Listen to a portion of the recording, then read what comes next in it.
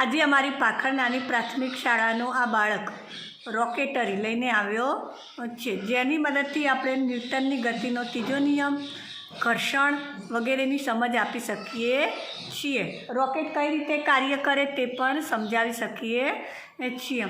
જ્યારે આપણે સ્ટ્રોમાં ફૂંક મારીએ ત્યારે હવા બીજા છેડામાંથી બહાર નીકળે છે. આ હવા સ્ટ્રોને વિરુદ્ધ દિશામાં ટક્કો મારે છે. બહાર નીકળતી હવા સ્ટ્રો પર બળ લગાડે છે અને સ્ટ્રો પર વિરુદ્ધ દિશામાં પ્રતિબળ લગાડે છે.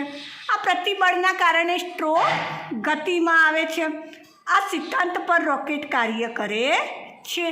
ટેક ઓફના સમયે રોકેટ પુષ્કળ માત્રામાં ગેસ નીચેની દિશામાં ધકેલે છે, જેના લીધે તે ઉપરની દિશામાં આગળ વધે છે. આપણે અહીંયા પણ જોઈશું રોકેટ.